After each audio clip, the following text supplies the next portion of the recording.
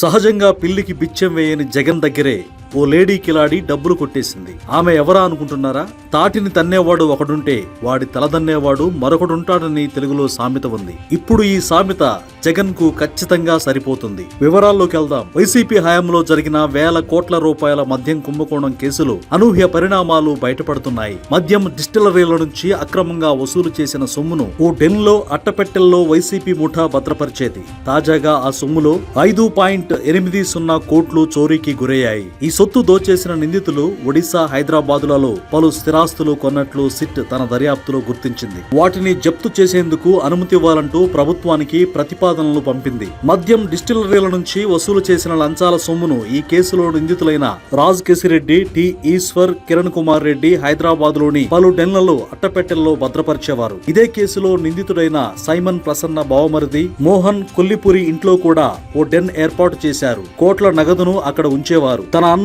అనిల్ కుమార్ కు విశాఖపట్నంలో కాలు విరగడంతో చికిత్స నిమిత్తం ఆయన్ను హైదరాబాద్ కు తెచ్చుకుని తన ఇంట్లోనే ఉంచుకున్నారు మోహన్. ఈ నేపథ్యంలోనే అనిల్ కుమార్ ను చూసేందుకు ఒడిశాలోని కటక్ కు చెందిన అతని ప్రియురాలు రష్మితా బెహ్రా హైదరాబాద్ లోని మోహన్ నివాసానికి వచ్చారు. మోహన్ ఇంట్లోకి కోట్ల రూపాయల నగదు రావడం, దాన్ని జాగ్రత్తగా భద్రపరచడం ఆమె గమనించింది. ఇదంతా అక్రమ సొత్తేనని అర్థమైంది. ఆ డబ్బు కొట్టేసినా వారు పోలీసులకు ఫిర్యాదు చేయలేరని భావించి ఆ డబ్బును లేపేయడానికి స్కెచ్ గీశారు. కటక్ లో ఉండే తన మరో స్నేహితుడు ఇర్షద్ అహ్మద్ కు ఫోన్ చేసి మోహన్ నివాసంలో దాచిపెట్టిన మద్యం, లంచాల సొమ్ము గురించి చెప్పి ఇద్దరూ కలిసి ఎవరికీ తెలియకుండా కొట్టేశారు. ఆ డబ్బుతో ఒడిశా, హైదరాబాదులలో పలు స్థిరాస్తులు కొన్నారు.